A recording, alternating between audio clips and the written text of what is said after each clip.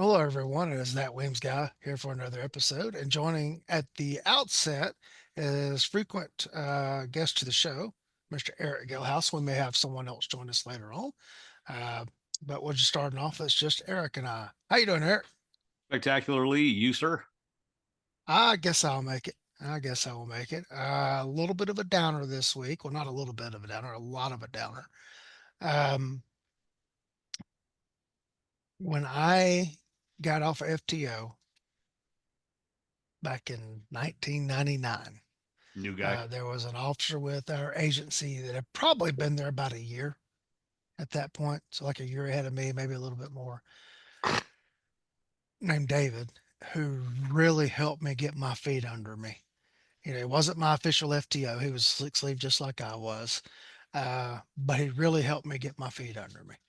Um, and we maintained a friendship all of these years. Matter of fact, he left to go back to his hometown sheriff's office after a few years, and the sheriff there approved me to do ride-alongs. And so occasionally, just because I miss my buddy David, I go spend a day off riding around in a cop car doing more cop car stuff. Uh, in each instance, hilarity ensued. I'm talking absolute hilarity ensued. Um, Unfortunately, earlier this year, David was diagnosed with cancer, and apparently it was very aggressive. He had a stroke a few weeks ago, and David passed away this Oh, week. very sorry to hear that. And I miss my buddy. I miss David. I don't know that I would have made it without him. Well, I don't want to say I wouldn't have made it, but I wouldn't have made it as easily Right. without David. Um, he really and honestly, truly did help me get my feet under me, and a lot of great times working with each other. Um, Very good friendship. I'll tell you one thing, it would seem kind of trivial, but I've something that I have remembered all these years. Um, of all the things my father could have passed down to me, one of the things he chose to pass down to me was gout. And I was having a gout flare up one day and was trying for the supervisors not to notice it. You know how that goes. Right. But unfortunately, I got signed foot patrol that for that day. Oh, And David knew I was in pain and went to the shift supervisor and demanded to switch assignments with me so that I would have the car and that he would be on foot patrol. And this was during the Georgia summer. And so he was outside on foot in upper 90-degree temperatures, very high humidity, had to be miserable because I know I would have been miserable just from the weather, much less the pain. mhm. And he took that shift on foot for me just so I could have an easier day. And yeah, I've never forgotten it. And anytime David ever needed something, you know, it was it's hard. He was a good guy, really good Yeah. guy. Unfortunately, his law enforcement career ended a few years ago, and uh, but yeah, super guy, super guy. It, Um, it happens. When you're a baby cop, a good beat partner or shift mate can do so much for you in mhm. terms of learning how to do the job and stuff, and a bad one can do so much to you. Right. So I was uh, blessed as well. Not in the quite uh, the same way, but I was blessed with guys who took the time to teach me some things. oh man, it's I just remember this 20 something years after we had worked together. David shows up at my office one day and he is absolutely livid because about something that had happened in his personal life. And he's like, I came here to sit in your office because I know you will keep me from going out and doing something stupid right now. Hey, And he sat in my office and oh, we commiserated for a little while and then we joked for a little while. And when he was finally calm enough to leave, he's like, all right, man, thanks. And he goes out and gets in his truck and drives away. And that's another great memory of him. But that's a I'm gonna friendship. miss my buddy David. Gonna miss. We haven't seen each other a lot over the last few years, but the occasional text, phone call, that kind of thing. And it's just like we had talked to each other the day before. And gonna miss him. All right. Well, with that, we had someone ask about pistol mounted optics or just optic durability on shotguns. And I know you've done some work in that area. Yeah, I've So broken a have few. at it. Have at it. Um, okay. So with the caveat that I haven't shot everything a whole bunch, I am starting to see some trends. In the last year plus, I have broken 3 Holosun optics, 407Ks and 507Ks on 12 gauge shotguns, both semi-auto and pump. In each case, they all broke mechanically. Specifically, the windage adjustment failed. Um, Holosun was great. They replaced them, turned around, shipped brand new stuff out. I don't have a whole lot of rounds through the replacements yet. But the sound of knocking on wood, everything thus far is going well. I prefer the 507Ks over the 407s. Well, first off, Mossberg cuts their receivers for that footprint, No, for that no. that 407K, that K footprint. Um, what I found is in doing some support side work, the open circle reticle in that K model optic, there's no hunting for it. It's right there. Now, right there is like in the upper left hand corner of the window, but I mount the gun and it's right where it needs to be. I don't have to look for it. I don't have to eye box it like I do with pretty much any other optic. Aim point acros have been fine. Trijicon RMR HDs have been fine on the guns. Um, Steiner MPSs have been fine on the guns. Those all seem to be holding up well. It's just the smaller K models that we're having issues. Now, the other ones that I mentioned, the aim point acro, the Steiner MPS, the Trijicon RMR are not mounting direct into the receiver. They're sitting on rail. They're mounting on rails on top of the receiver, Mm-hmm. or they're mounting on plates sitting on the back of the receiver on the stock. So could that be some issues? Yeah, but interestingly, with the shotgun, it's not. There's a recoil impulse, but for the most part, the recoil's happening inside the gun, Uh, not to the slide like it's sitting on a pistol. So I haven't heard anything back from Holosun as to why. So, at this point, I would say any of the enclosed emitters, the good enclosed emitter stuff, you're going to be fine on. The K footprint stuff might be a little iffy at this point. so I wonder if there was any discussion between Mossberg and Holosun prior to Mossberg releasing those models, or if they just said, "Hey, we can make a K-cut optic fit right here in this little slot. Let's just mill these and see how it goes."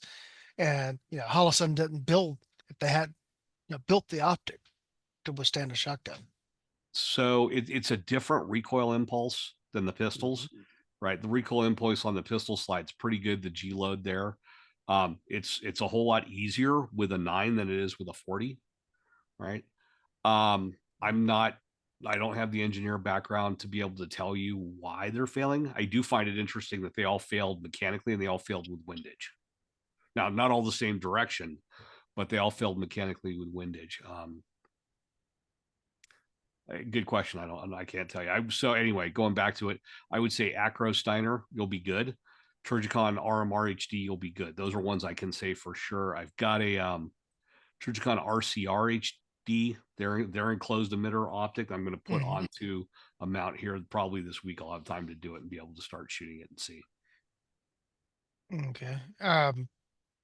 Didn't somebody introduce like a specifically designed shotgun optic that's Vor- got like a really long, elongated footprint yeah, that's fitting on the Vortex has shotgun? it.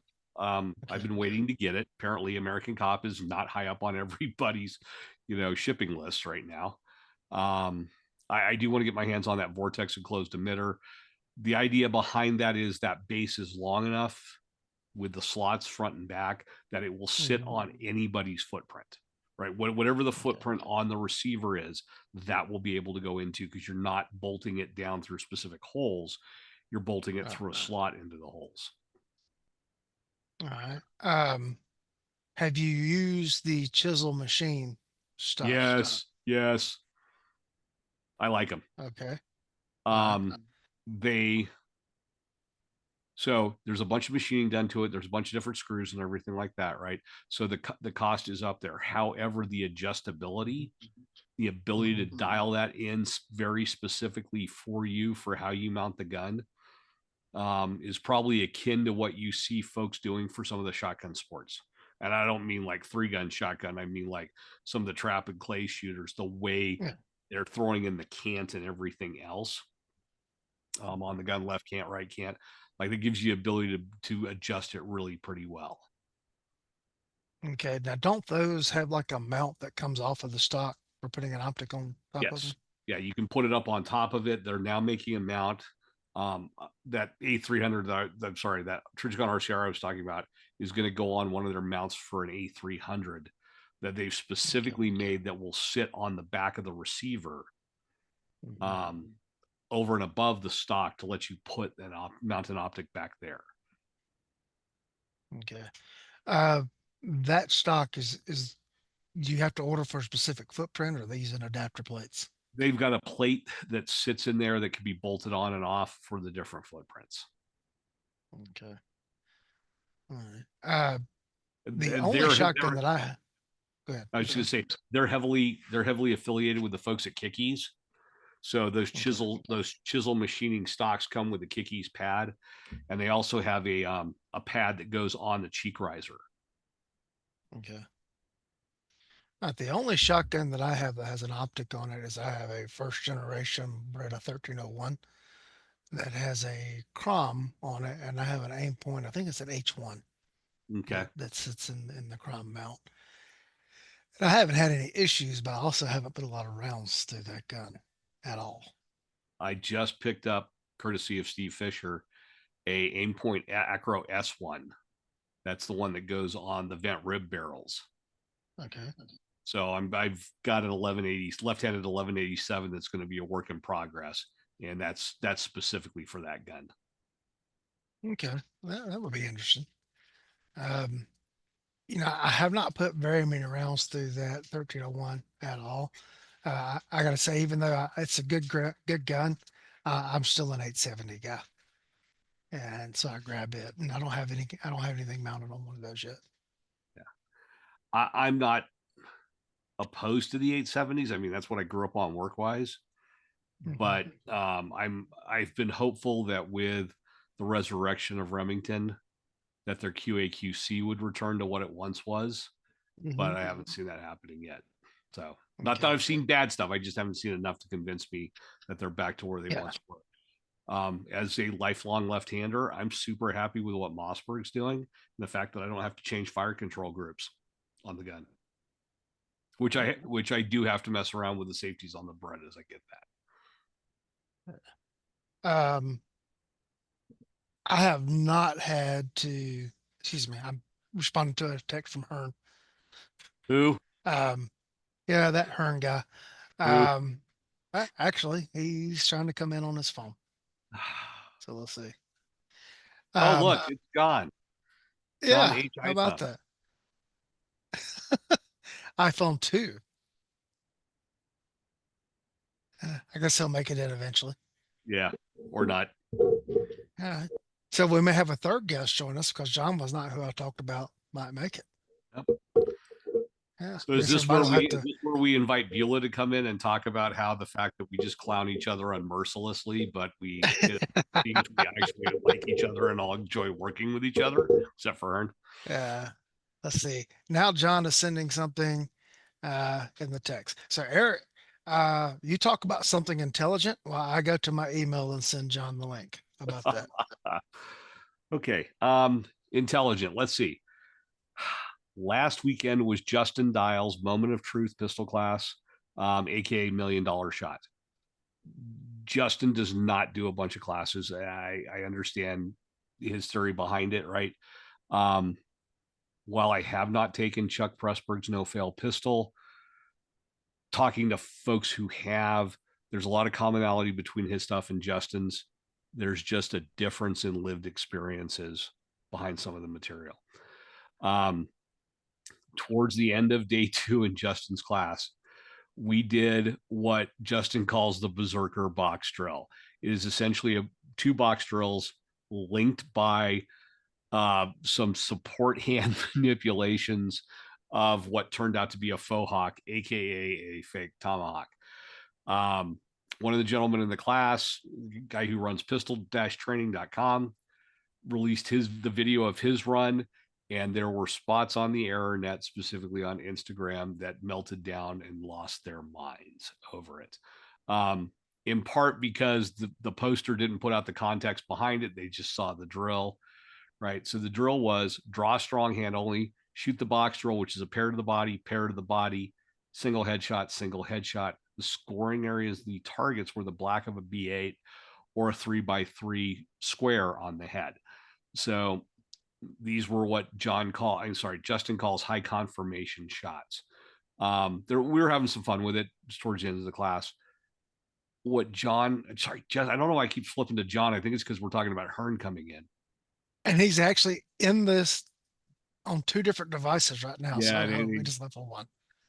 So the bit was a lot of the times we're doing one hand only shooting, especially strong hand only shooting, right? We act like we don't have anything in the support hand when we're probably going to have something in the support hand if we're doing strong hand only. So the idea was put the axe in for the fun part of it. It was going to be in between the 2 box drills, do some sort of flourish with the battle axe like you would do, yell potentially, shoot the second box drill, and then repeat on video for your classmates where it was graded and scored. The volume of your drill, right? Solid drill. If people are going to get spun up about the bit with the axe in there without knowing the context, okay. There's times you can have a little bit of fun with it. Nobody was getting hurt. Nothing was unsafe, right? One of the big stated concerns was like, make sure you're not putting the axe out in front of your muzzle, right? Like we talk about. So it was interesting to watch people melt down. The gentleman from Pistol Training, I don't know if he's identifying himself a whole bunch yet. He did a lengthy post on the whole class and the drill. Excellent class. We were somewhere on the far side of 1,100 rounds, and I normally am not a fan of high round count classes, like that many rounds in 2 days. However, I can't think of a shot that was wasted in that time. So wait a minute.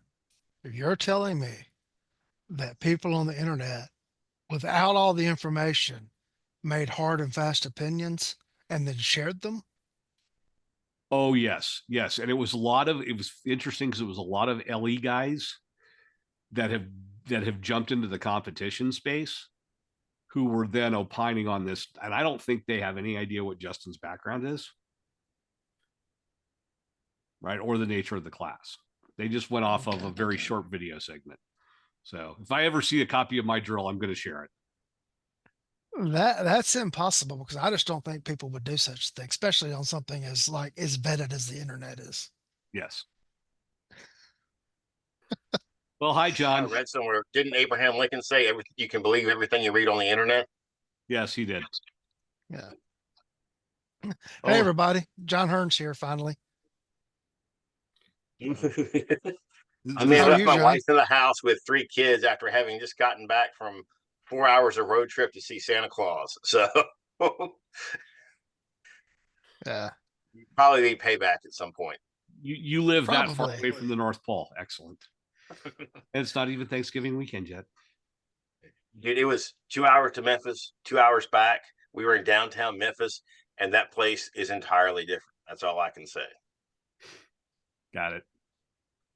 Yeah, I just didn't realize the North Pole was in Memphis.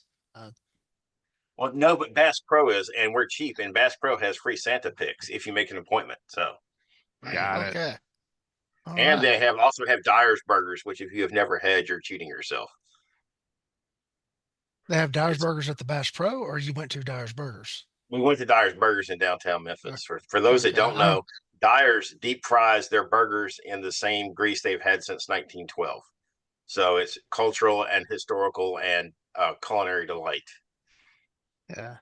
And that was one of Elvis's places, wasn't it? I wasn't Elvis's places, but I was pointing out to my son that they've got pictures on the wall that the last time they moved the grease to the new restaurant, there was a police escort to get the grease there. So, okay, I want it noted that since Dr. House is here, maybe we need to go in and put on all the letters after our last names that we have academically too. Hi, Sherman. Hi. I have it on good authority that if you're not a doctor, it doesn't count. Okay. That's Well, not sure it counts.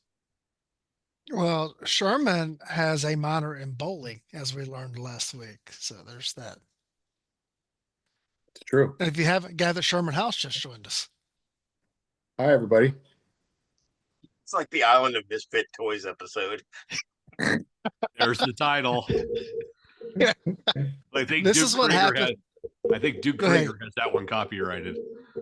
This is what happens when on like Sunday night, all of my feeble efforts to obtain a guest fail. And I like just throw out a general, hey, everybody, here's the link. Show up if you can. Text and email. And this is what happens.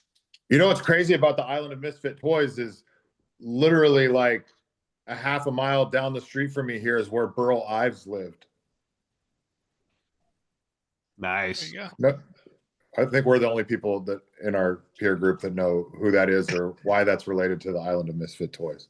Yes. Oh, Or Rudolph. All right. yeah. You guys are the cognitive conclave. You have to know these things. Yeah. And White Christmas was written by a Jewish guy on a beach in the summer in Los Angeles. So Yeah. there you go.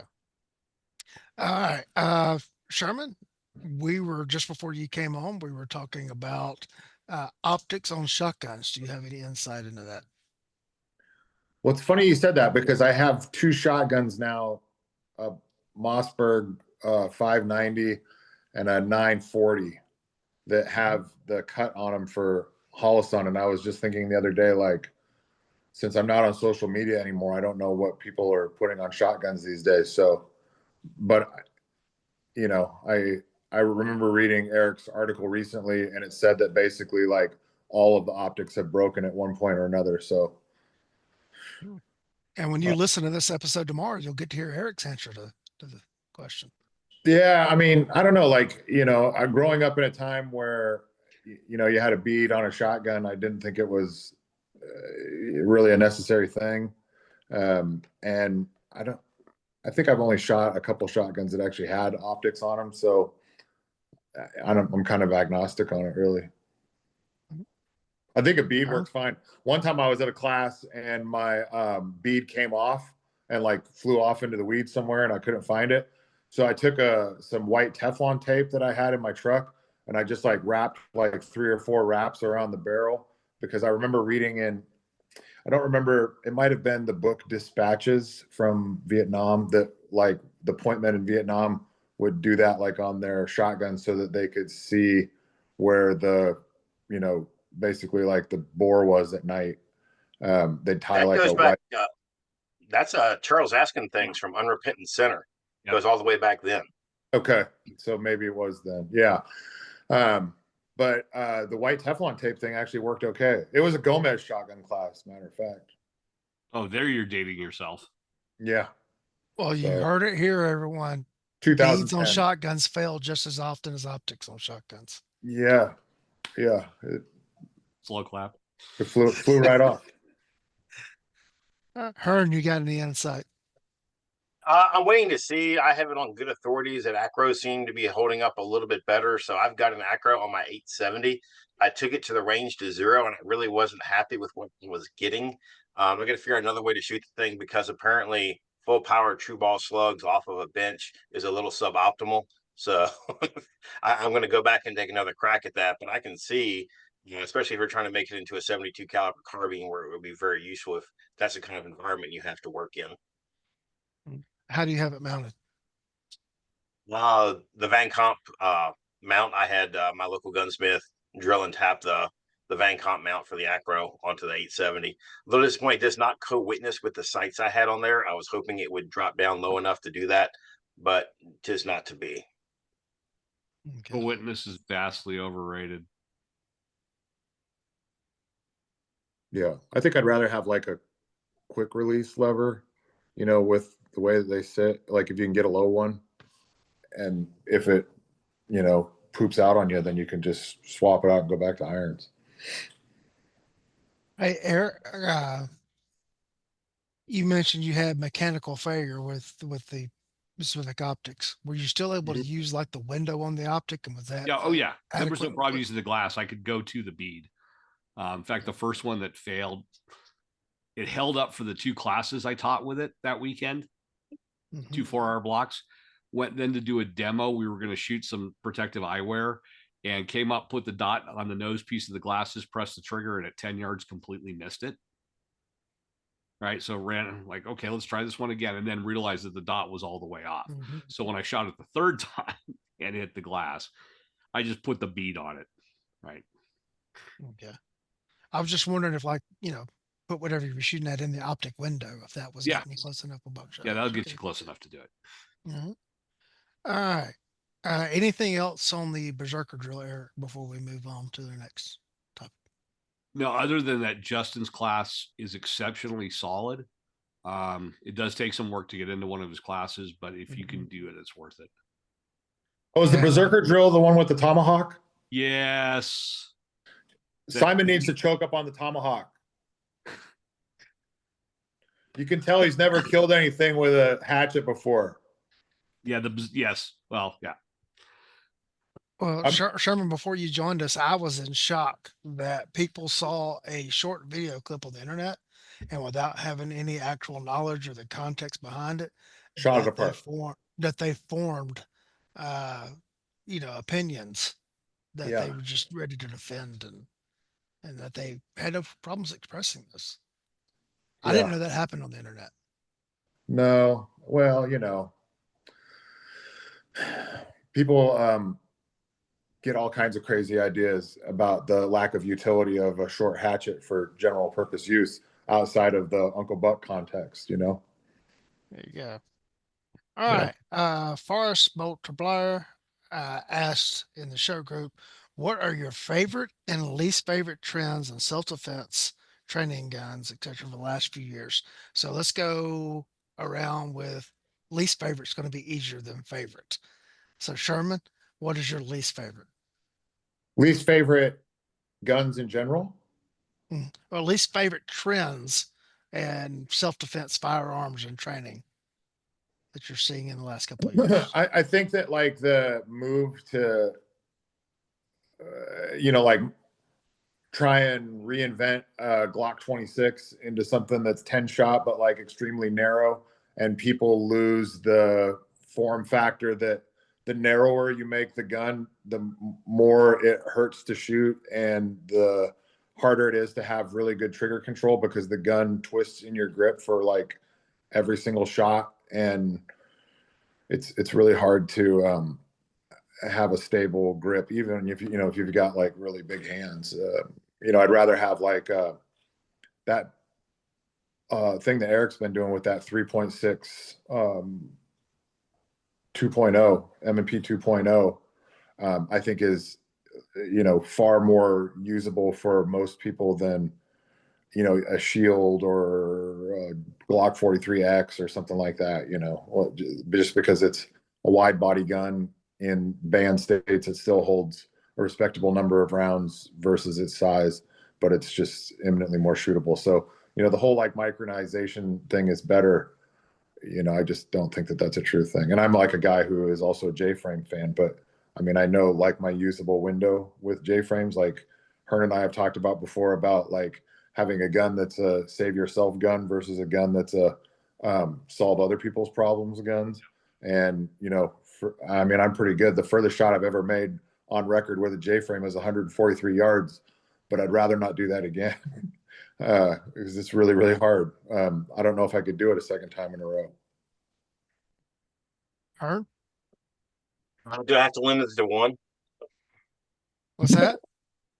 Do I have to limit it to one? No.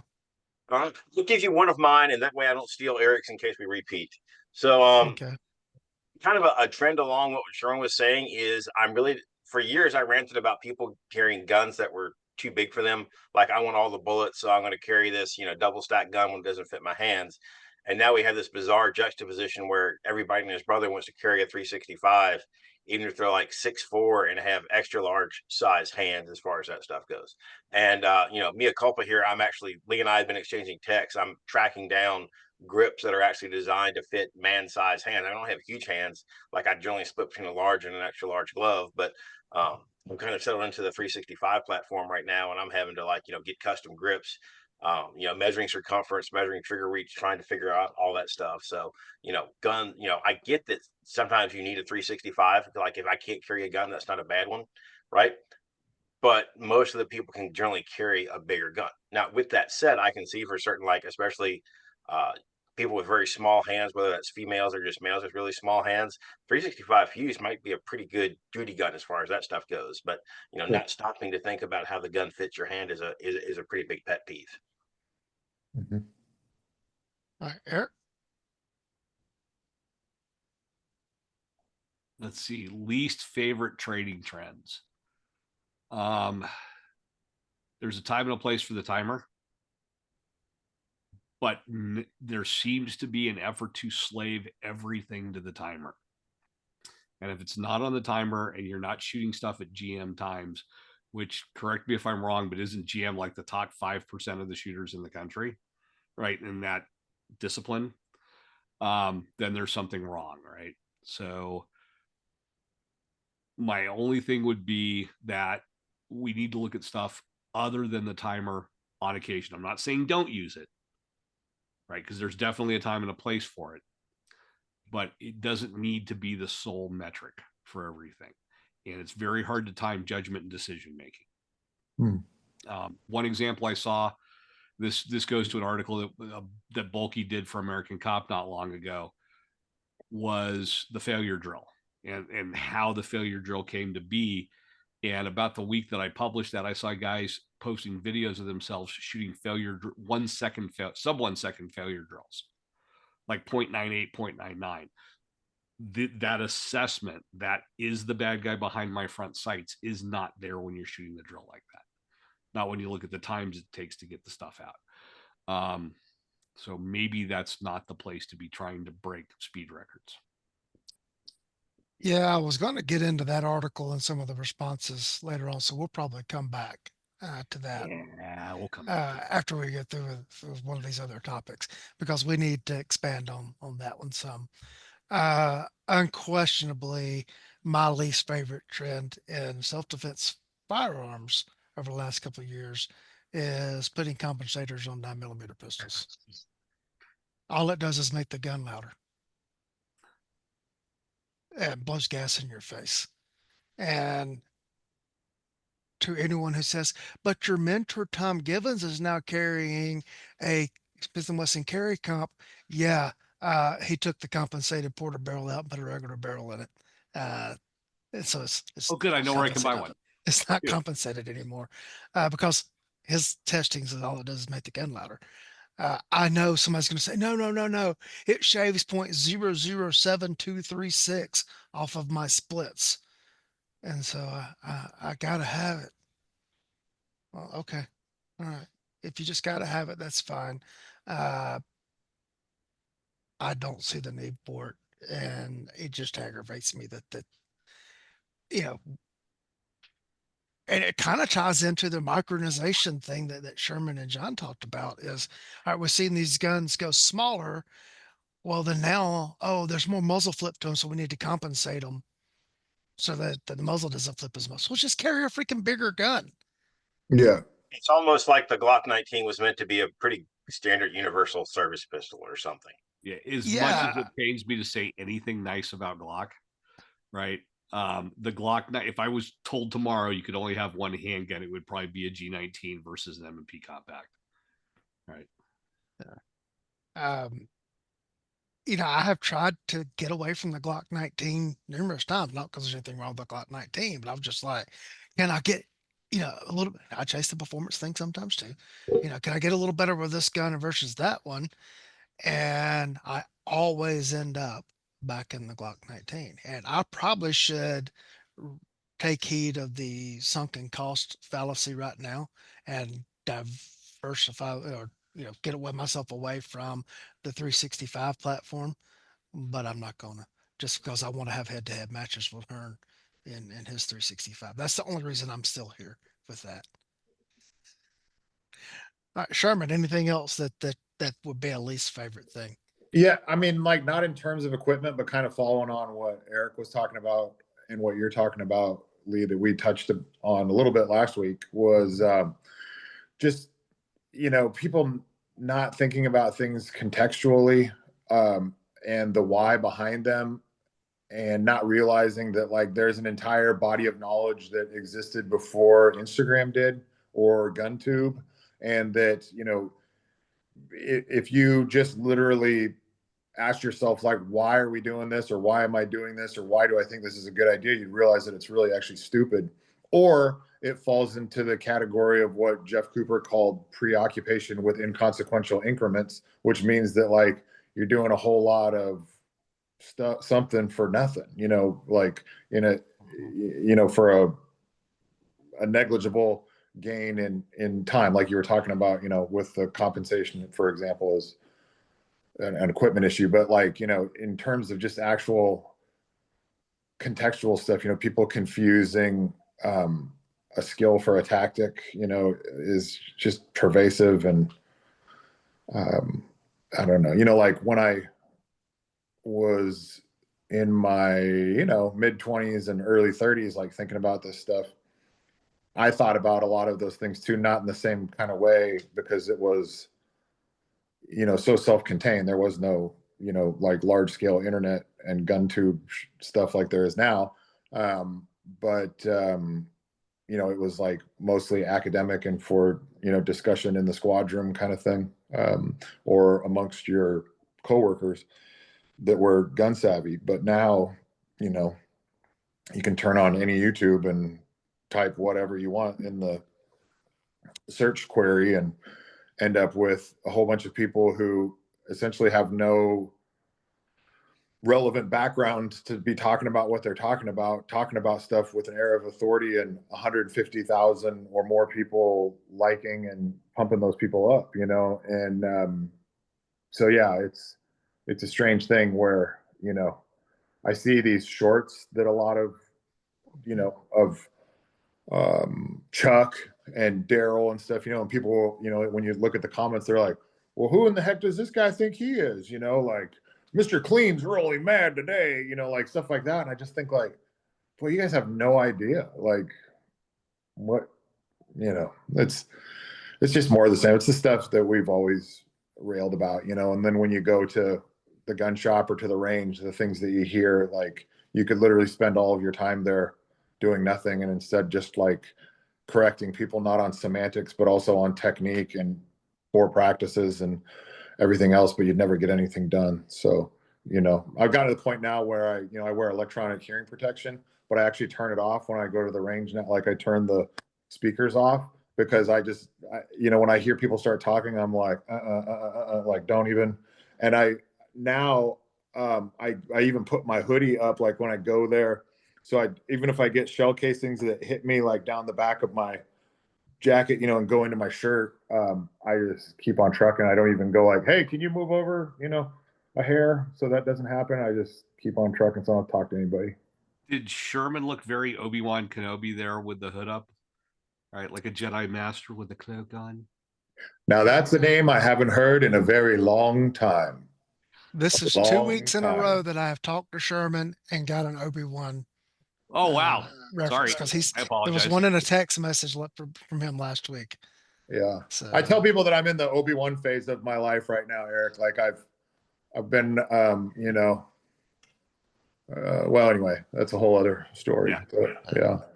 The best overtime segue, the best overtime shift I had in my entire career was working the grand opening of the largest private Star Wars museum on the planet, Rancho Obi-Wan, outside of California. Yeah. And they needed somebody to work overtime. And I normally didn't sign up for stuff. And they kept going, we need somebody who's a Star Wars nerd for this. And I'm like, what? I'm like, oh yeah, I'll be there. Absolutely. I will be there. I've been a sustaining member of the place ever since. Yeah. That's awesome. Yeah. I'm jealous.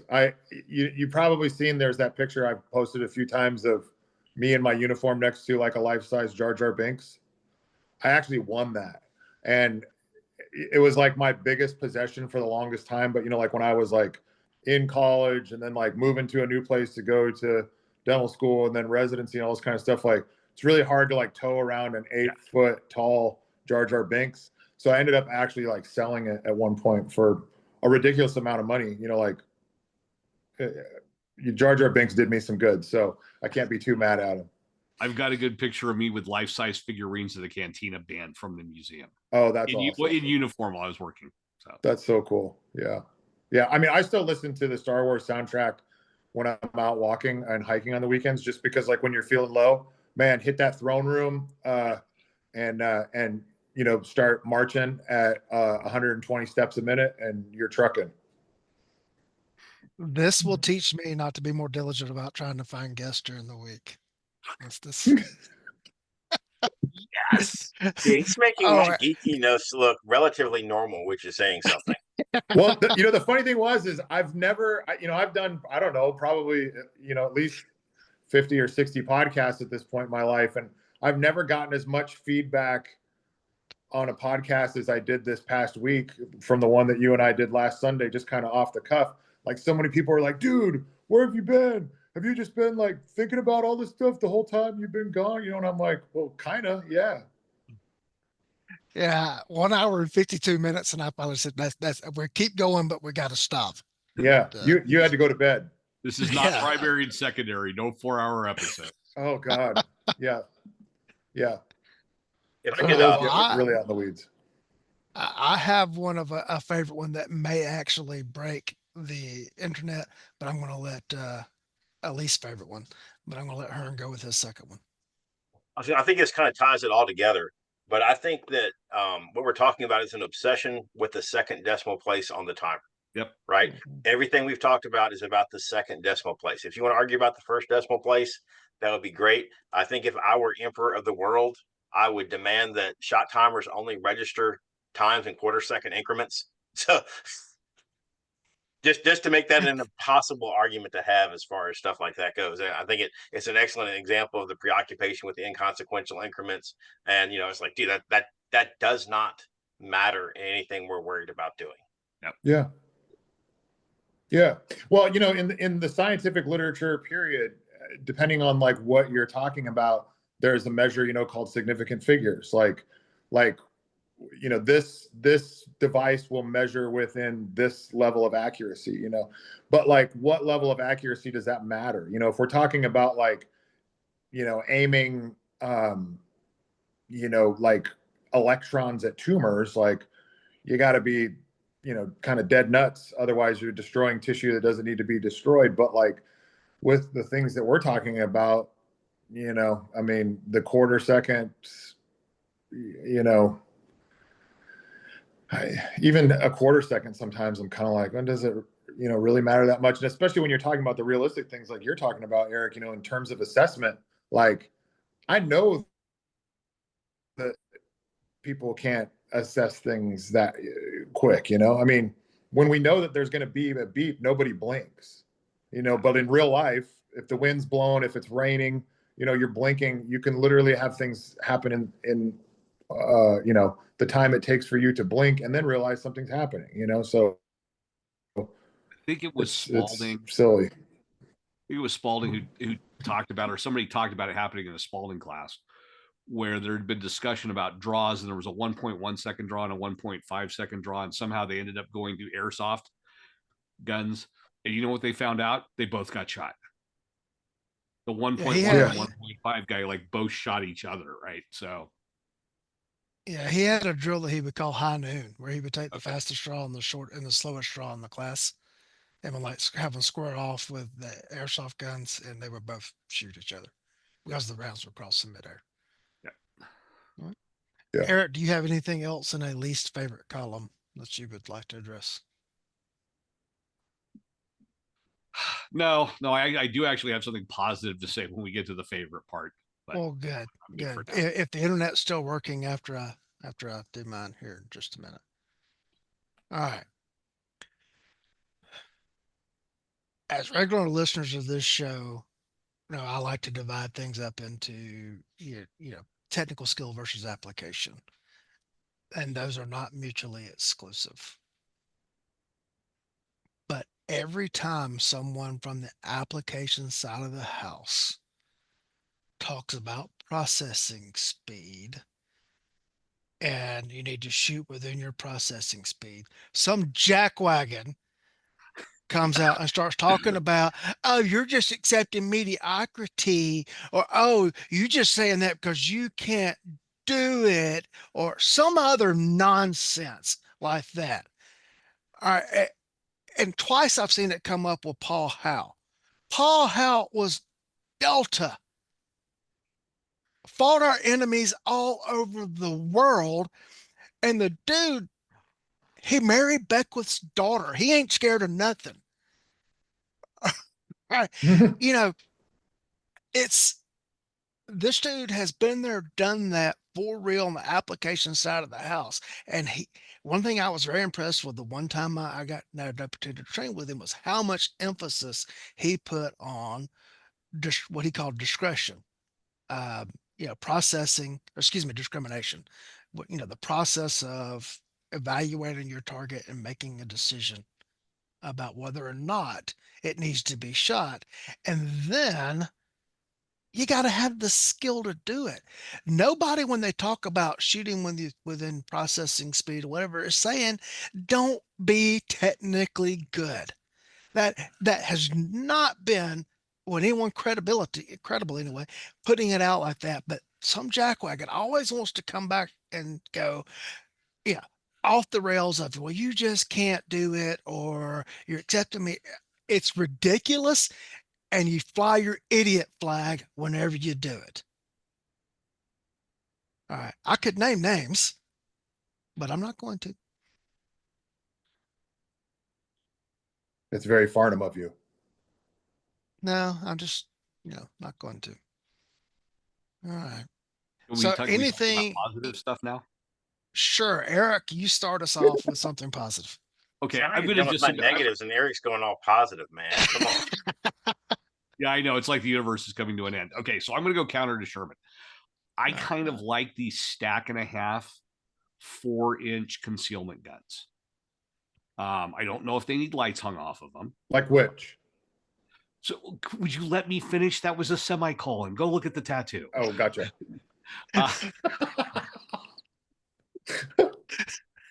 The G48s, the Shield Okay. Pluses, right? No, not the little tiny stuff that's great in an ankle rig that does not need to have an optic put on it, because the idea is to be concealable and still get it into action.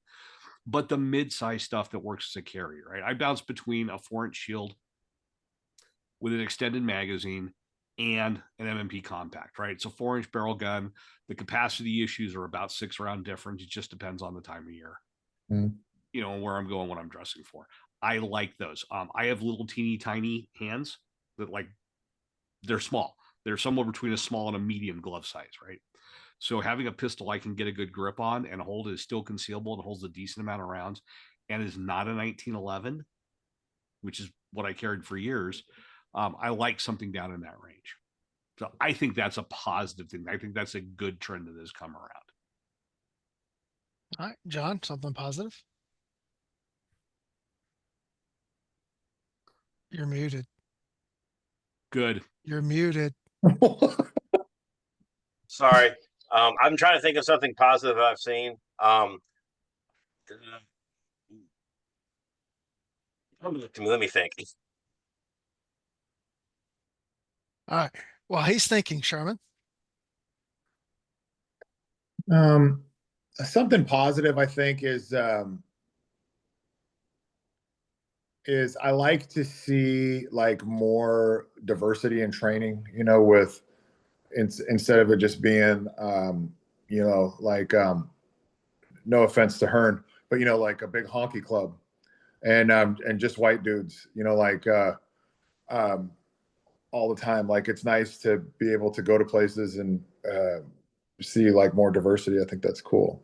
And I think it's cool too because it gets different perspectives. For a long time, I just felt like, if you went to private sector training between like 1990 and the year 2000, it was mostly white dudes that were primarily police. And if they weren't police, they were usually military. And now it's like there's the police and the military numbers are far fewer, and it's like way more civilians. I just think that's really cool. And it's kind of funny because when I first started writing, like it wasn't even called Civilian Defender. It was just called Revolver Science. At the time, people were like, shh, like that's never going to catch on. If you're not doing the police paradigm or the military paradigm, for your training and stuff, you're wrong. And I even heard that like from people that were my mentors, not Tom, but other people. And I just was like, no, I think there's a third, chair at the table here, that's the biggest part of the table that nobody's paying attention to. And I'm glad to see that it's finally going that way. Now we still have to like get a lot of the mentality shifted towards that paradigm instead of the military or the law enforcement, RE, the weapon mounted light discussion, that we had last week. But I think it's getting there. I think that's a positive thing. John, have you thought of something yet? Actually, what I keep moving here. I was talking about was like how broad the Second Amendment tent seems to be these days. I taught a IDC instructor development class in Illinois back in September, and I had what we would call some very non-traditional students in the class, and it was refreshing to see something. It was not what you would have seen in the late '90s when I started attending private training as far as that stuff goes. So, definitely making some progress there. Well, I do need to apologize to the audience and the panel. I got a little bit carried away a moment ago, and I forgot something else that I really wanted to say. The more you concentrate on the metrics, the more you're showing that you don't have any experience on the application side. So That's true. your opinion's not valid.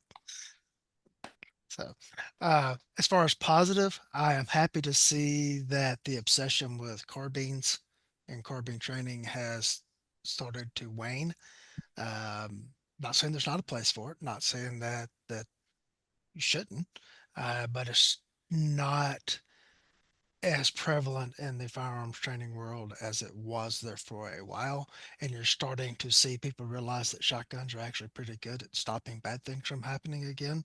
And you start to see some stuff come back with revolvers. To me, a revolver is kind of a niche thing versus a primary thing.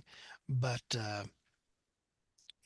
am glad to see that. And um, I'm going to echo what you guys are saying about it's not necessarily the men in plaid uh, club anymore classes. So we are starting to see much more, um, of a broad spectrum of people coming to Save the the Yeah. class. poor white guys on the panel. Yeah, What's that? well, Except for all of us. with gray beards. Well, dude, it's interesting because I think it's kind of always been this way, but we haven't been noticing it as much. There have been several books written about the Second Amendment and the civil rights struggle. It's a dangerous job, and I'm drawing a blank on the gentleman. He passed actually when I was in my graduate program. I did like an independent study and interview with him. I want to say it was maybe Don Cates, but it was somebody who during the '60s had come down south and had been a lawyer in the civil rights movement. And dude, we talked about what he carried in his trunk. He was not carrying kumbaya and teddy bears and stuff like that. We're talking, multiple M1 carbines and shotguns and stuff like that. I think it's called "This Nonviolent Stuff Will Get You Killed." I think that's what the title of the book is. So I think it's just we're starting to see the student body reflect the realities of the world that we actually live in. All right. I've got to tell a story from college now because at where I did one of my undergrads, we had a professor, Dr. Shamir, who has, quintessential New York Yankee who happened to be the Jewish persuasion, who moves to South Georgia and brings all of his liberalism with him and goes on liberalism tirades and campaigns and the like. And he is standing on a sidewalk looking at something in downtown Valdosta, Georgia, and all of a sudden he hears behind him, "There's that wandering Jew I've been looking for." Well, the guy was standing outside of a plant shop, and there is a plant called the Wandering Jew, and it's actually hanging next to where Dr. Schmier is standing.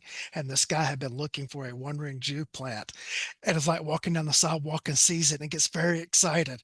And Schmier thought that his life was about to come to an end, that it was going to go right there on the sidewalk in South Georgia. And for some reason, that story just felt appropriate with this audience and this topic. Dr. Schmier. Dr. Schmier, Dr. Louis Schmier. And he enjoyed bagels with some schmear. Oh boy, but bump. Yep. Yep. All right.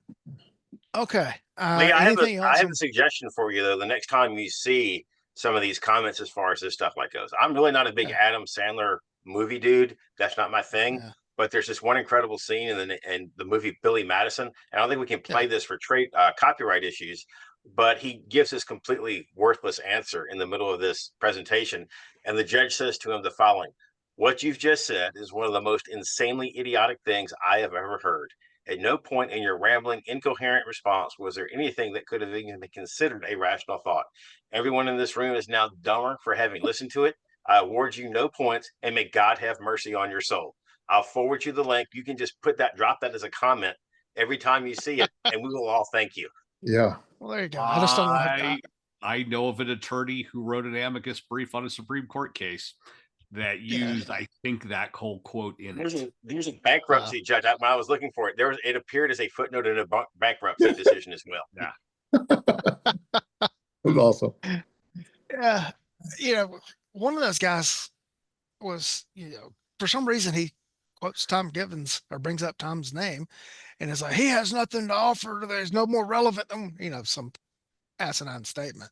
I'm like, so the 70 something people that he's trained in the private sector that does this have anything to do with the 3 yards, 3 rounds, 3 seconds thing that's going no, around? this was in response to Nick Dean Flatfoot Solutions posted okay a meme from Paul Howell yeah about shooting faster you can do, and some guy in the comment section went off on it, and oh well. Doug Deaton handled him pretty well, and so I stayed out of it.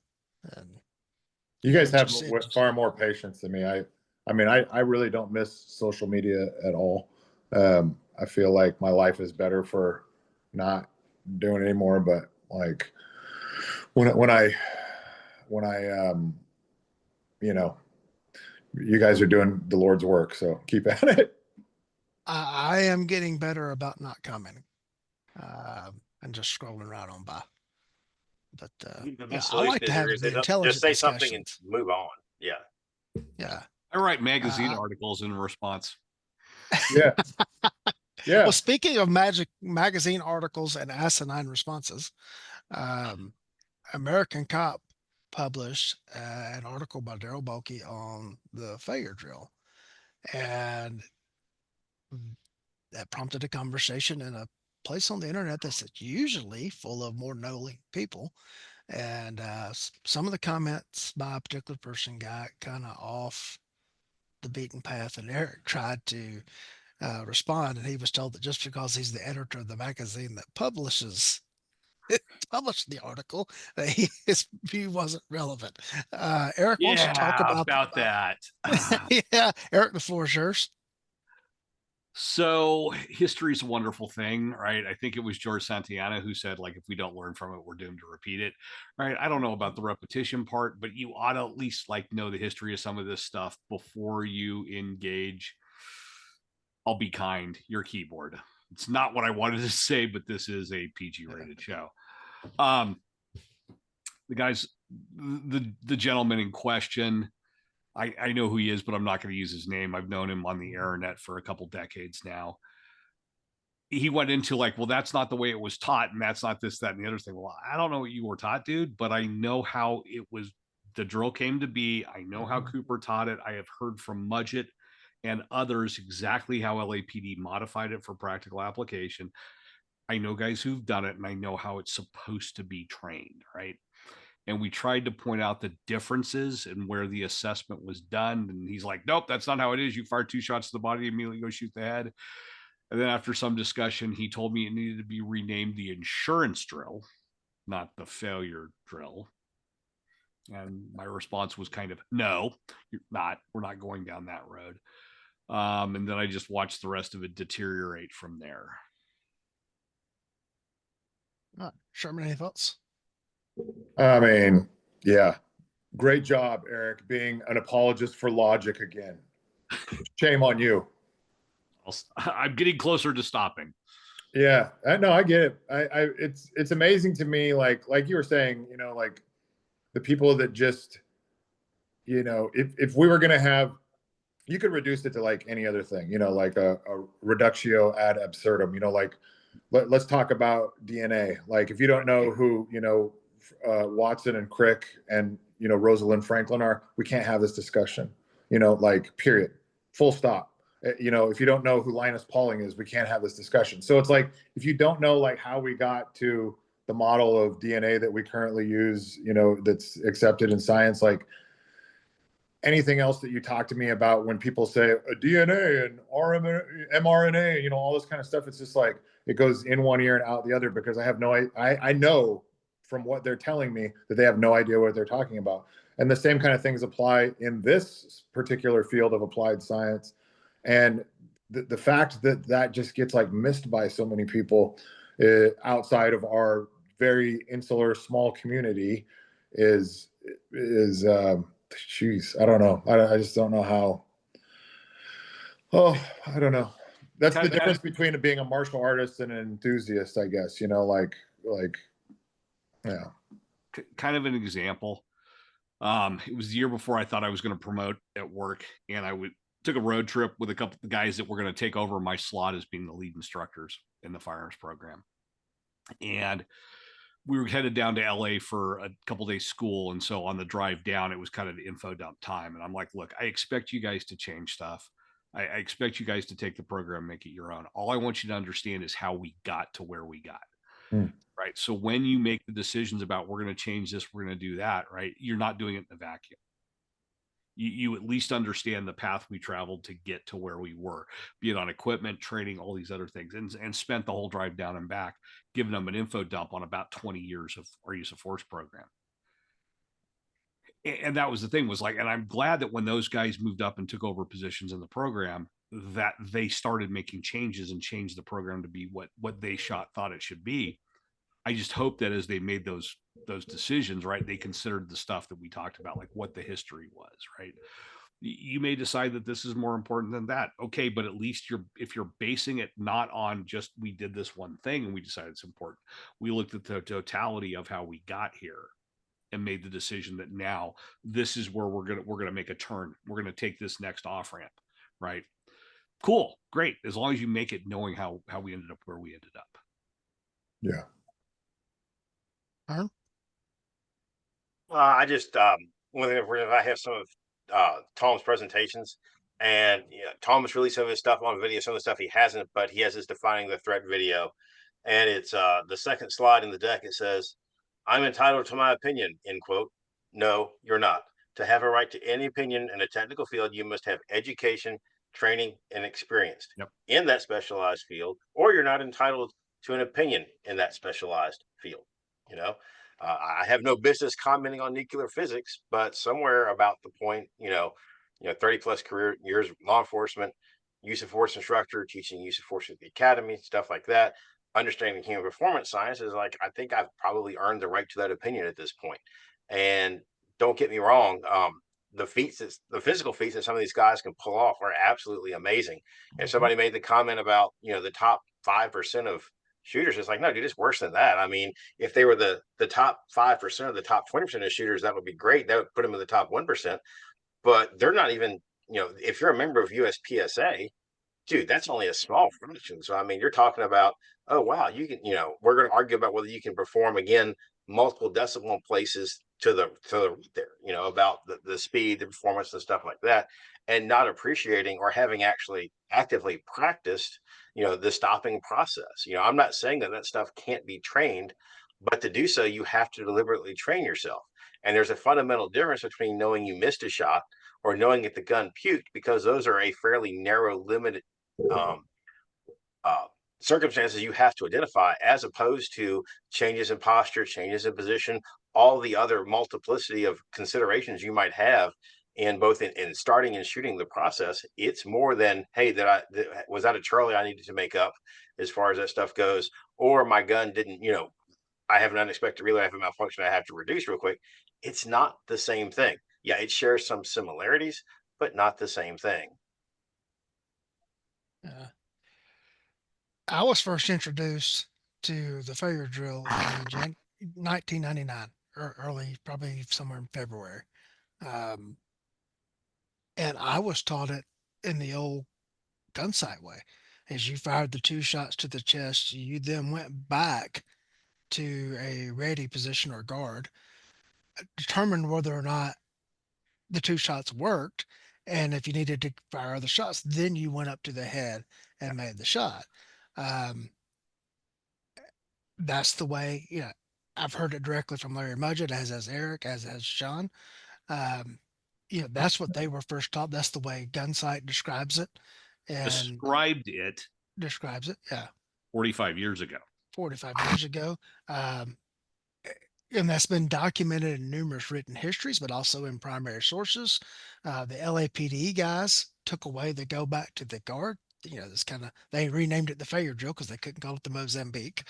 And by the way, the Mozambique resulted from an actual incident in Africa. Um, it's the 2 shots to the chest, and then as you transition to the head, you determine whether or not the person is still doing something for which they need to be shot. Then, if the head is still there and you can hit it, then you hit it. Well, I guess it kind of ties back to what we talked about earlier in the thing, the worshiping of you know, to the right of the decimal point is people got involved. And now we're going to see how fast we can do this. And now that has become the way you do it. And if you're shooting 2 to the body, 1 to the head as fast as you can do it, that's not a fair drill. That's probably the 57th time uh, we've said that on this show. And I did make up that statistic on the fly. 75% of all statistics are made up on the fly. Right. 68.7. There has to be an assessment. If you're shooting it as fast as you can go, it's not a Mozambique or failure drill. All right. Now I will give the guy credit to one part of his argument is that most trainers still have you fire the 3rd shot. Now they're not truly saying there's an assessment on whether or not to be there. Well, I can speak for several members of this panel tonight that actually do train that you make the assessment and decide whether or not you fire that 3rd shot, because that's part of what we do at CogCon, Cognitive Conclave. It is being done out there, but it's just being overshadowed by people on Instagram and YouTube shorts trying to do it as fast as they can go. You know who I think is to blame for it, truly? Who? Tom Cruise. Okay, I was going to blame Collateral. Hearne, But in Collateral, yeah, because he, Yeah. like when he does that alleyway, thing, which I guess he learned at Gunsight. No, not at Gunsight. No, not at Gunsight. I was going to blame at no, from some SAS guy, I think it Yeah, was. SAS dude. Yeah, I was going to blame Ronan Coleman at Pact. okay. well, in that case, all the Instagram videos are wrong because they did not say, "Yeah, homie, is that my briefcase?" before Yeah. they executed that. And they never fire the 2 shots like from the speed rock, the first 2 Right. from the speed rock. Yeah. Right. So Somebody actually talked about the speed rock the other day as being the way to go. Oh yeah, sorry. Keep going, Sherman. no, I agree. I mean, it's just it's again, it's the like mention of something without understanding the context, like yeah. I think that's a big problem, though, is that so many of our drills that we base our stuffs on are based on targets that do not move. Yeah. Right. I took a Louis Auerbach class, and he had a mover, and he says, "Okay, fire a hammer." Hammers work great on stationary targets. They don't work on movers. And to be fair, I think with that guy, I mean, I had him in class, so you can blame me for having trained him improperly. But one of the things I said when we do this is, if the head is still there, take it. But if it isn't, stop. I think the problem is that 90% of the people shooting this stuff don't understand the background, and they just say, "Hey, fire the shot," irregardless.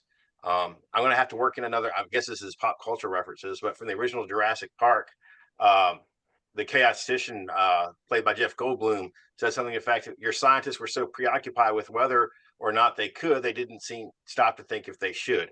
We should change that to your grandmasters were so preoccupied with whether or not they could, they didn't stop to think if they should, right? And I think it comes back to default speed. So in that same flat foot solution, I just popped this out of my butt. It actually sounds pretty good.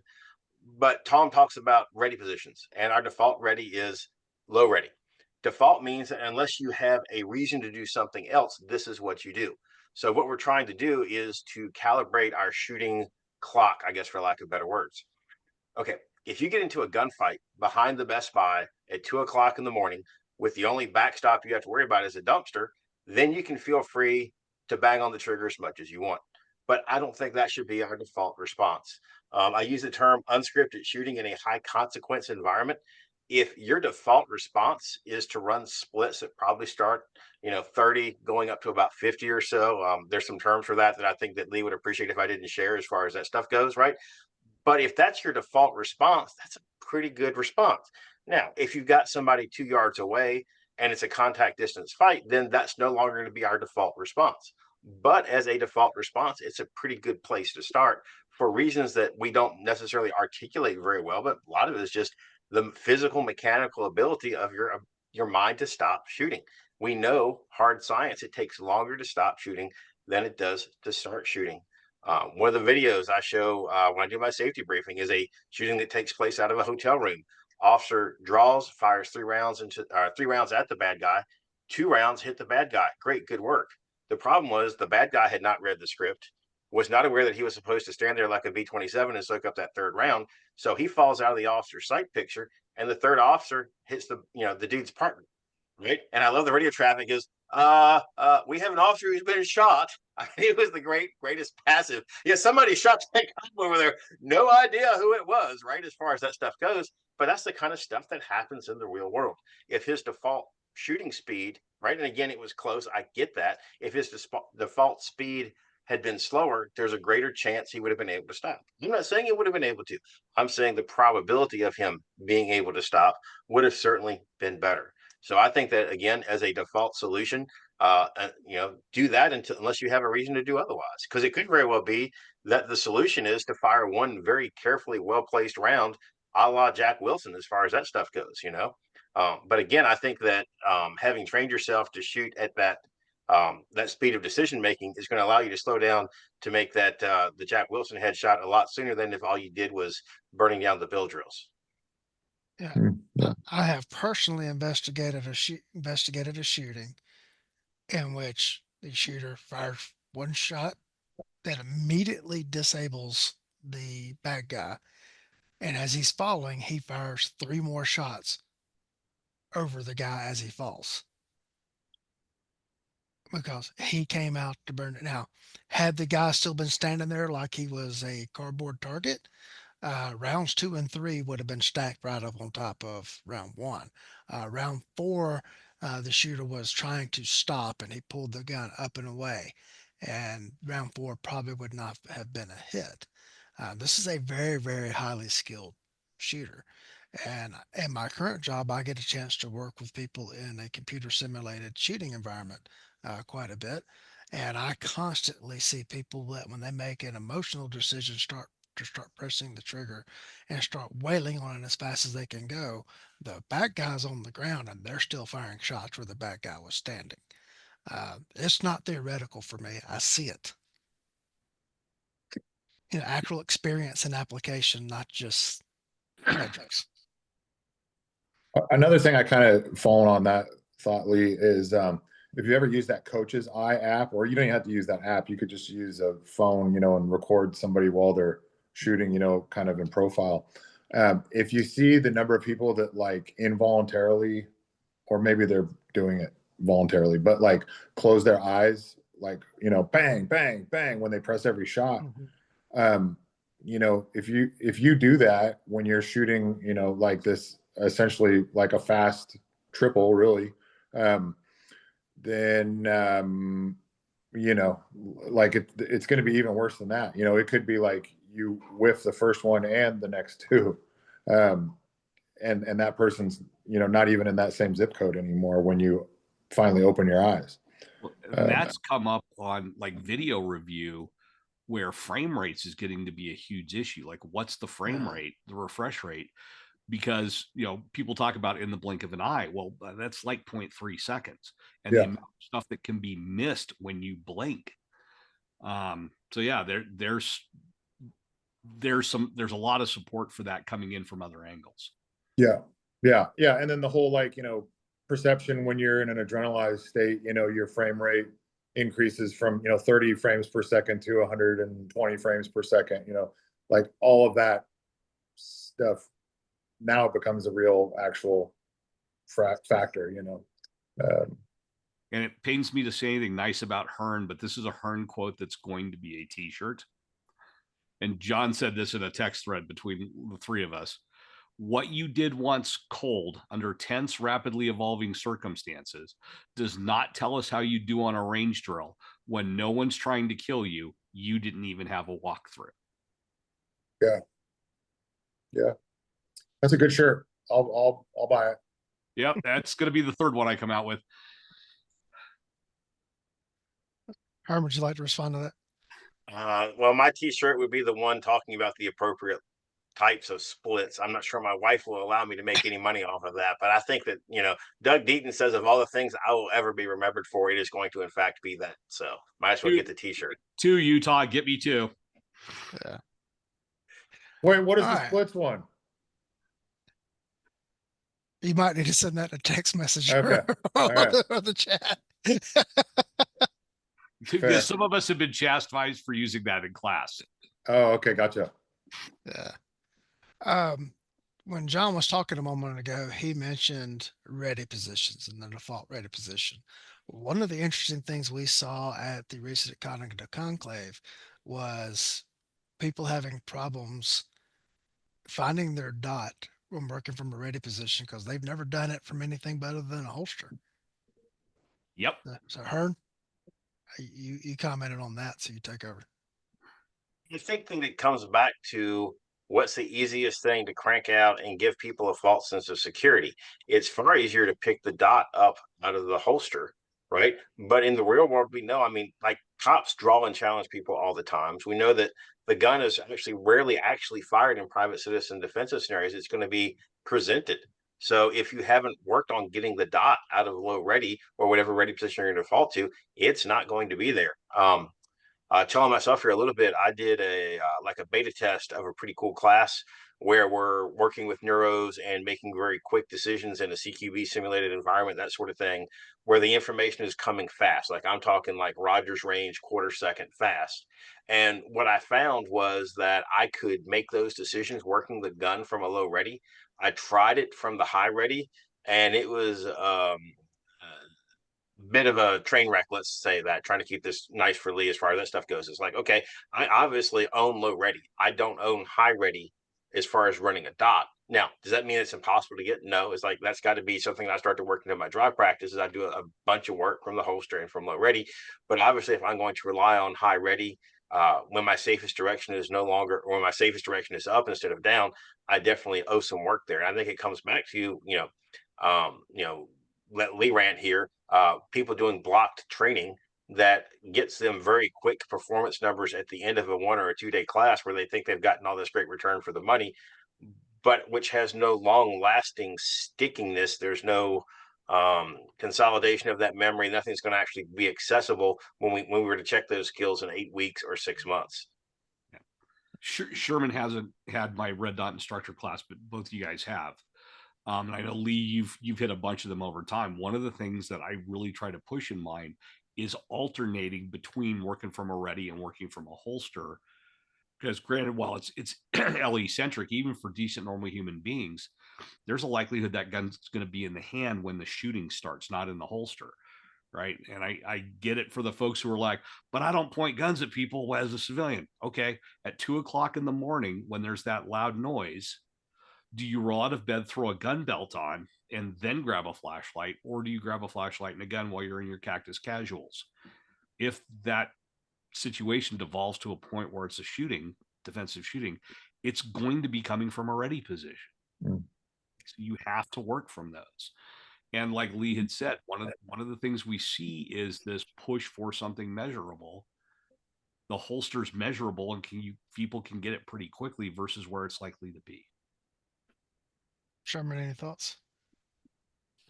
Yeah, I shoot in a weekly league at my range here, and I shoot in the open division, like where you don't have to start from concealed.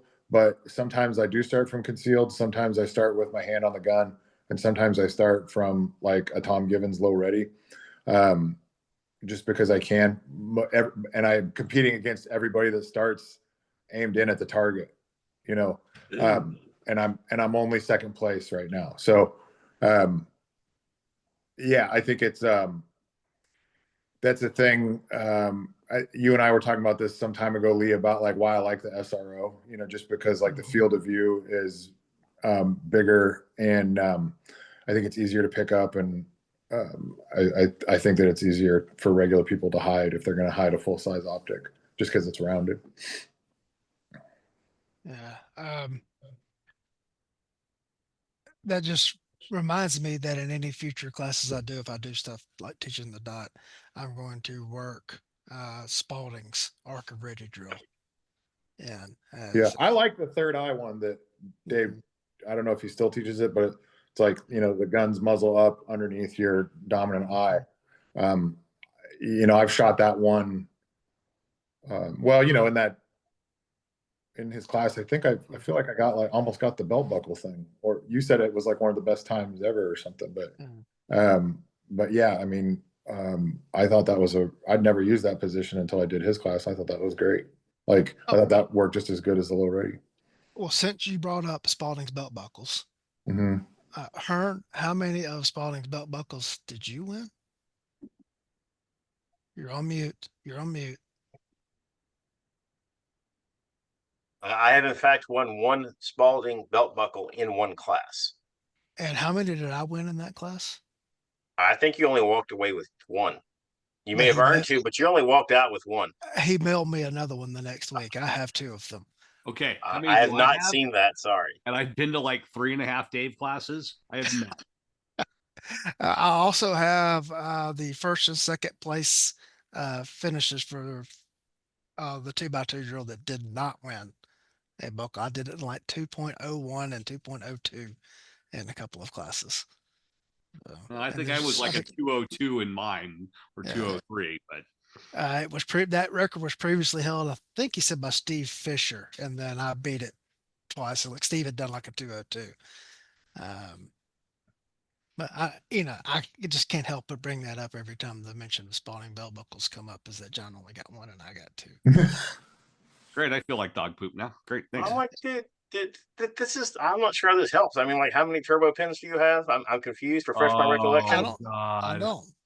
don't. I was there when John got his. I saw it. He had a really impressively starched vest on. Um, I and don't I know if will it was concede. starched. It might have actually just been made of wood. No, Yeah. it came that way from the factory, dude. That was a Okay. factory race equipment. I will not deny that in any way, shape. I liked it. I thought it looked like it was made out of some felt from a pool table. I thought it looked cool. And again, telling on myself here. So, I mean, just full disclosure, that was my second run in Gabe's class. The first time I did it, I needed, I can't remember if it's 4 or 6 turbo runs. I had 2 runs that were like 0.03 over. So I was really, really close to that. And I just made it a point that I wanted that damn turbo pin. So I literally, I'm still working for the government. I would drive practice in my office in the morning, drive practice in the afternoon. I had one of the laser shot apps because that class really is about draw the first shot out of the holster. When I swapped my phone out, I had 14,000 shots on that laser app. And I would Nice. say probably 12,000 of those were trying to take off, those second decimal places to get me there. Now, I would say this is I didn't just barely squeak over the edge. I made, whatever, if it was 4, I got 6 or something like that. I didn't just squeak over the finish line. I finished solid. But dude, that was a lot of work. Uh, just to be able to rub it in Lee's face. But, at this point in time, it's probably worth it. Yeah, I do not have a turbo pin. I've taken Gabe's class a few times. I had turbo runs in each class, but not a turbo pin. The last time I took the class, like I wanted to be a start pin, light pin, turbo, right? Yep. And I've gotten light pin in each class. I wanted to be light pin or better on every run, no drop points. And I got all the way to the last run and I dropped a point. And so I only dropped 1 point out of all those test runs in that thing. I was pretty pleased with that. Uh, but I think everybody on this panel could shoot light on demand, Mhm. and that's pretty dadgum good with the gun.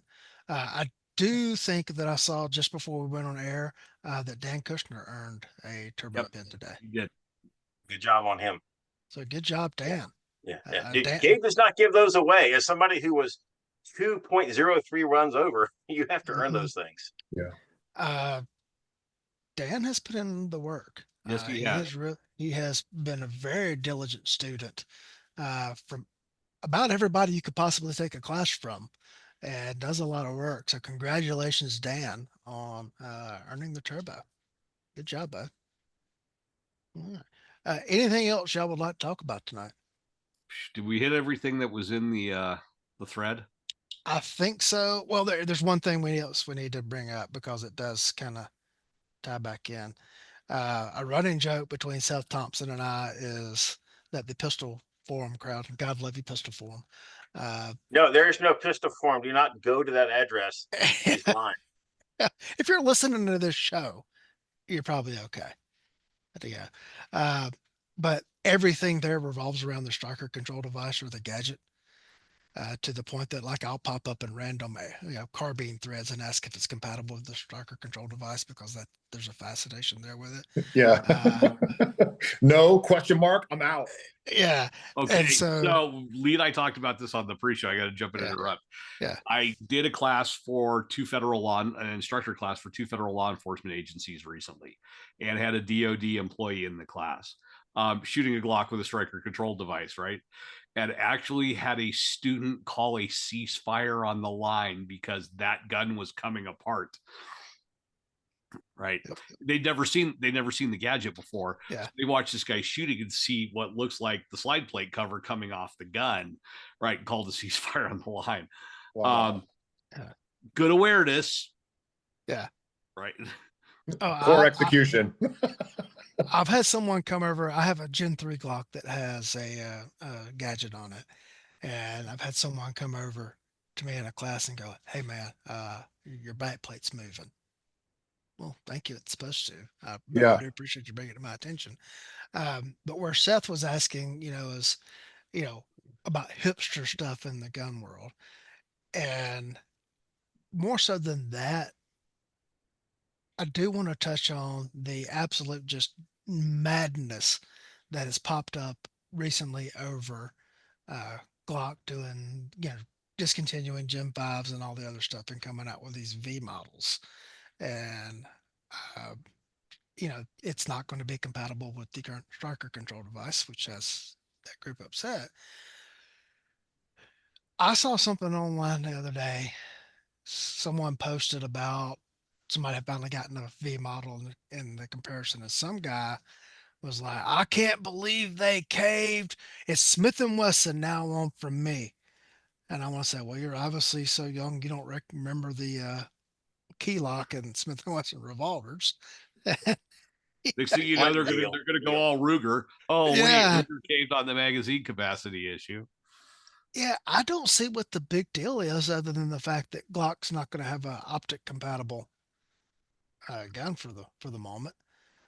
I just don't see the thing, and I understand why they're doing it. And I don't think it's caving; it's business. But it just to me, it's like the hysteria that just grips the gun world. And sometimes, I just want to look around at gun people and go, just stop. It's it's not that big a deal.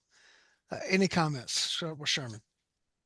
Yeah, I mean, any large scale company is going to have a legal department, and their whole job is to not cost the company money, and they're always going to like consult with the engineering department on, Mm-hmm. what is the best way for us to truncate this system to fall within the demands of either the law as it's required or this revision as it's required, and what does that look like implementing going forward. So like you can't be like too mad at him. I mean, the alternative to it would be that like Glock gets sued into financial oblivion for billions and billions of dollars, and now everybody that's got a Glock, like, congratulations, there aren't going to be any more after that. Like, hope you like the PSA dagger. Uh-huh. And so, yeah, I mean, I don't think that you can be too mad at them. I mean, after all, like, Glock perfection and Glock innovation hasn't been, you know, a thing for a long time. I mean, not innovation wise. So, maybe this will do something to like get them more in the direction of making Glocks with mainstream things that are considered, the bore sight / Ruger RXM grip configuration, that actually fits normal hands, that kind of thing. I think that this could, all be a net positive overall, like once the whinging stops. It'll be interesting to see now that they've threatened Ruger over the RXM, I think it is, right? They threatened Ruger over it. Ruger has apparently said, like, no, we're going to churn out more guns like this. It'll be interesting to see how that pans out, right? It'll be interesting to see the reliability of the new design. They dropped that awful quick. So either they had that, sitting somewhere on a shelf and they'd already validated it, okay, or they designed it really quick and hope it's going to pan out. It'll be interesting to see. They'd already been working on it, and then the timing coincided, and it kind of forced their hand. Okay. I wonder if the next version will be called the Gen 6 or if it'll be, the VI. SHOT Show's just around the corner. SHOT Show's just around the corner, and I think that's when we'll see the next generation. But I think the other reality is that Glock is a for-profit business, and while we don't think of it, they sell a lot of guns in California. So if they did not do this, they would be closing themselves off to a huge part of their market. I mean, at a certain point, you just look at it from the standpoint of, business sense, and you totally understand their position. It is my sincere hope that they'll drop a lot of money to GOA and the Second Amendment Foundation to help them fight the lawsuits. I hear Connecticut's going after Ruger and some other stuff like that, but at a certain point, you can't go, we're going to bankrupt ourselves to make this moral stance. Yeah. And if you look at it, Glock kept the Glock 19, the Gen 3 Glock 19s up and running forever because of the California market. Yeah. It's the 6th largest economy in the world. Allegedly. Yeah. That's what that 6-7. Yeah. That Gavin Newsom. I just want someone to force Smith & Wesson to remove the loaded chamber indicator hole from the hood of the barrel so that it quits spraying stuff on the optic. It's not that bad. It's stupid. It doesn't have to be that bad. Just the very thought of it's stupid. Just wipe it off every 500 rounds. Yeah. I'm going to send you a poncho shirt. I'm going to send you a poncho brand shirt that's got the lens cloth built in. I've gotten rid of all of my other shirts, and that's the only shirts I wear now because Hearne guilt tripped me psychologically into thinking that if you carry a gun in a semi-professional capacity, whatever that is, that you should wear a collared shirt. So thanks, John. I did not trick. I persuaded, okay, using that logic and critical thinking thing that you just spoke so highly of 30 minutes ago, Mr. Lack of Consistency. You persuaded me. I mean, I'm persuaded. Like, I bought it. I'm still trying to figure out why I have to wear a collared shirt. I mean, I spent $1,500 on 15 collared shirts. That's all I wear now. This is the guy wearing a t-shirt and a hoodie. It's an XS shirt. I'm in my. He's not in public. The rule does not invoke unless you're in public. Oh, okay. Yeah. It's context of the rule. Says the guy wearing a hoodie. Yep, absolutely. But I'm not telling you I went out and bought all those shirts. Wait, is that Cougar Mountain behind you? No. Oh, okay. So Cougar Mountain, so here's what I tell everybody, and this is actual. Cougar Mountain is about a 500, 600, 700 foot tall pimple of a terrain feature at Sears Point and Finian Raceway in California. That's what it's named after. The new logo makes it look like a real mountain. Gotcha. This is the terrain feature to the east of where I live now. Okay. I always think of you whenever I drive past Cougar Mountain Road here. There's one up at. I've sent you the picture before. And there's like a Cougar Mountain bakery up there that does chocolate chip cookies, and I keep meaning to like order from them for classes. Wow. Well, I'm always a fan of chocolate chip cookies. So it's All the somewhere up smart there. stuff we said, and I'm going to get like 17 emails tomorrow about why John thinks we all need to wear collared shirts. Yep. Tell him, John. Tell So it goes back to a study that Tom Avini did on police shootings in ambiguous circumstances. And officers will look for danger cues when making those snap decisions, right? Things that aren't considered, but like the dangerousness of the neighborhood enters into that, right? But the dangerousness of a suspect includes the clothing they're wearing. So in his research, for instance, younger suspects got shot more often than older suspects. But also the clothes that people were wearing actually mattered in not getting shot by the police. It was So my nature of the suggestion call, was, yeah, behavior, attire, then how they came out of the body shop. I mean, the reality is, if a collared shirt gets me one more drop the gun before the responding officer I did not see, then I think that wearing the collared shirt as a general rule in public is the way to go. And I have a small portion now of like these 511 shirts, the Freedoms, dude, they're awesome. I have long sleeves, short sleeves, business logos, stuff like that. So I am generally following my own suggestion there. Yeah. All right. Sherman, any closing thoughts and anything you need to pump business wise? Oh no, I don't pump business anymore. But I mean, people are free to look at my blog for free. I mean, my essay site, because I'd hardly call it a blog since a lot of those articles are 5,000 to 7,500 words. So civiliandefender.com. You're not running like a 2-for-1 special on teeth cleaning or anything this week? Oh, I don't clean teeth, Lee. But if you have a tumor in your head, I'd be happy to fix that for you. It's like calling Gary Roberts a dentist.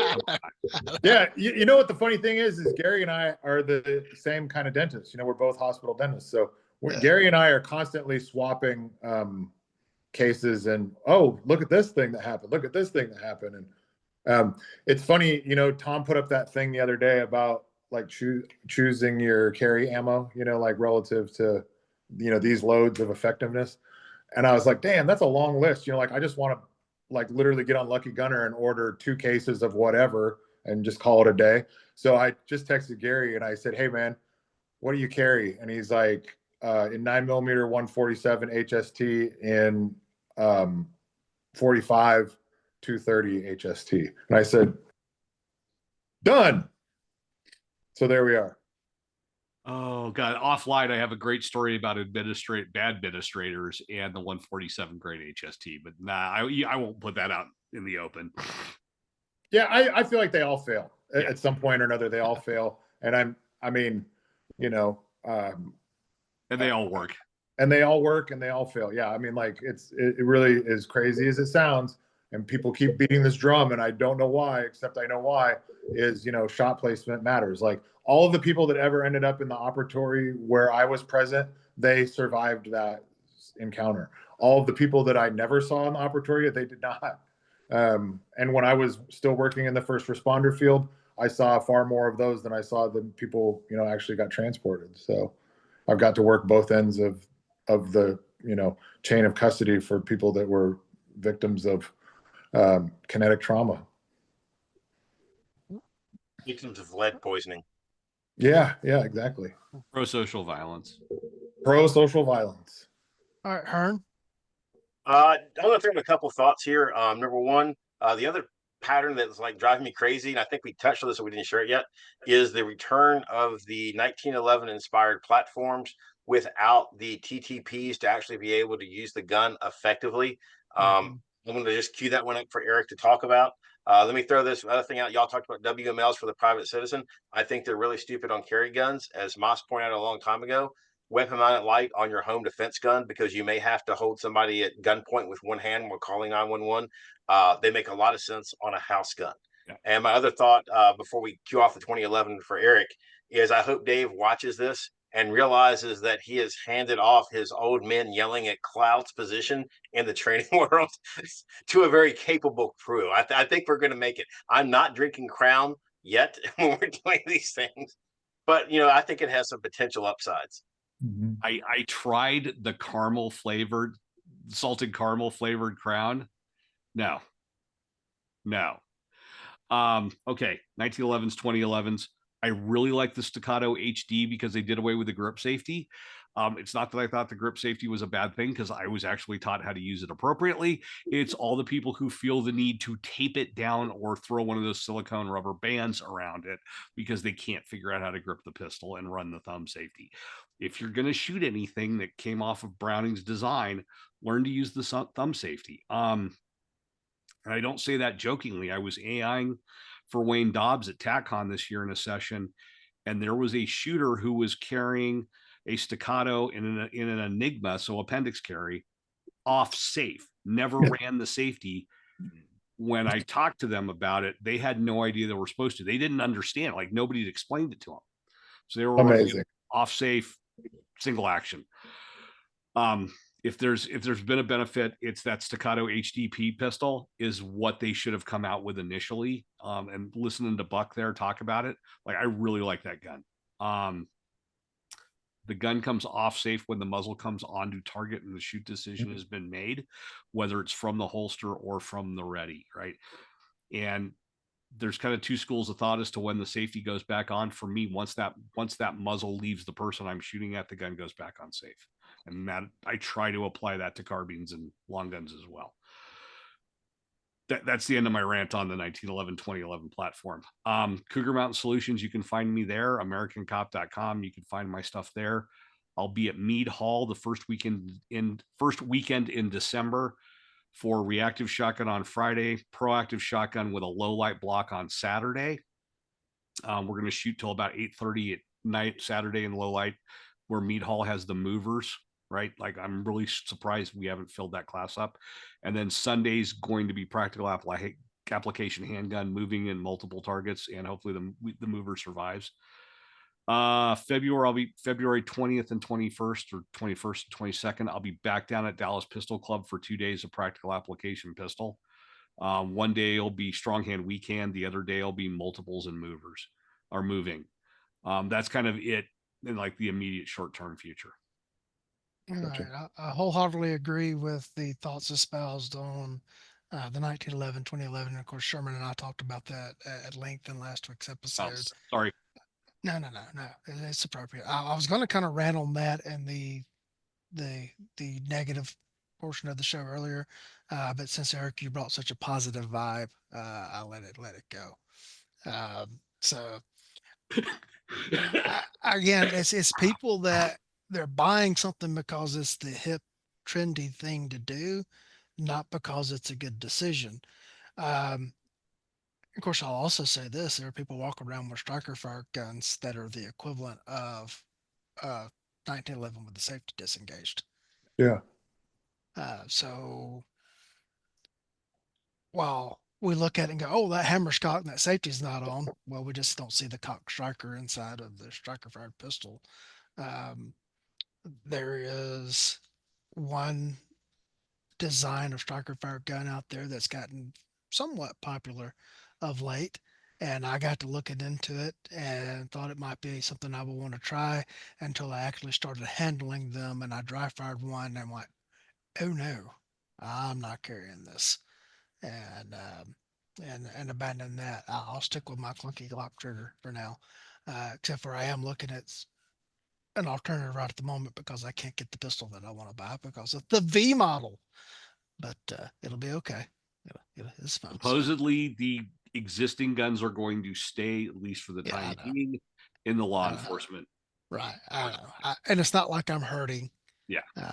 For actually needing a gun. I'm fine if I don't get something new right now. It's okay, Lee. You should come over to the dark side with Eric and I. We have snacks. Well, cookies and thumb safeties on striker fired guns. One, I'm glad that Hearne joined because I got a chance to make fun of him tonight, and I haven't done that in a while. But if it was just going to be you two, I was going to call it the left-handed MMP Club tonight for you two guys. I'm not left-handed. Okay, I thought I saw you shooting left-handed recently, but maybe I do that sometimes. Okay, yeah. Right. I've been doing the shifty sailor thing lately. You know that one? Mm-mm. You put your strong hand like in your back pocket and you shoot like a, you know, like a, damn, what was that movie? Appaloosa, you know, like where you do the gangster lean. Okay. Like the cavalry one. Yeah. I've been doing that a lot lately just to try myself. There you go. All right. I may actually teach classes in 2026, open enrollment classes. I kind of got a little inspiration for something I may roll out. Um, haven't decided yet whether I want to do it under my umbrella or talk to Tom about doing it under Range Masters. Um, but I've had inspiration. I've got another class that I've been working on for like over a year and just can't get it finalized the way I want it. Let's say I've got something new that's come up.